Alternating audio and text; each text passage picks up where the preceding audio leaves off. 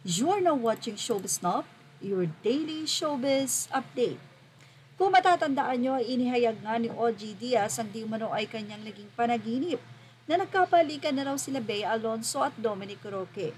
Well, ang tanong, panaginip nga ba ito o sadyang may source itong si OG Diaz na nagsabing nagkabalikan na ang dalawa at idinaan na lamang niya sa panaginip para medyo safe. Ayon sa kwento ng panaginip ni OG Diaz, na si Dominic Roque ay doon pa daw natulog kay Bea Alonso na magpunta ito sa Singapore.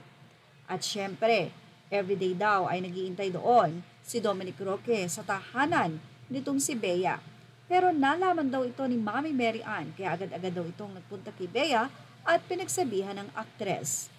Well, ito ba ay talagang kanyang panaginip o ito ay mula sa kanyang reliable source? Anyway, marami ang naniniwala na itong si Dominic Roque at Bea Alonso ay hindi naman talaga naghiwalay.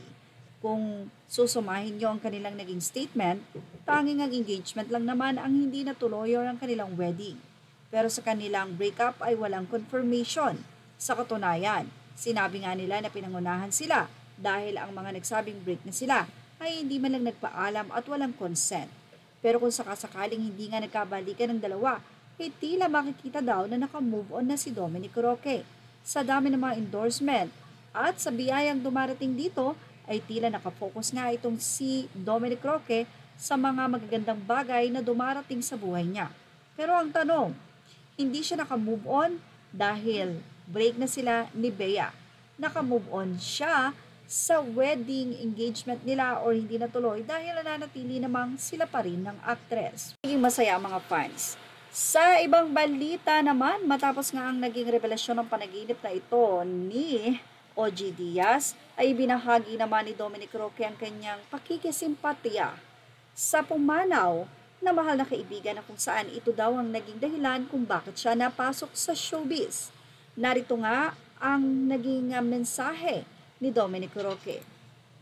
Didn't get the chance to post these photos when Sir Deo passed away. Sir Deo, thank you for everything. Madaming makakamiss sa'yo dahil mabait kang tao. Masaya kang kasama at marami pang iba. Maraming salamat dahil ikaw din ang nagbigay ng break sa akin sa showbiz sa Ariana teleserye.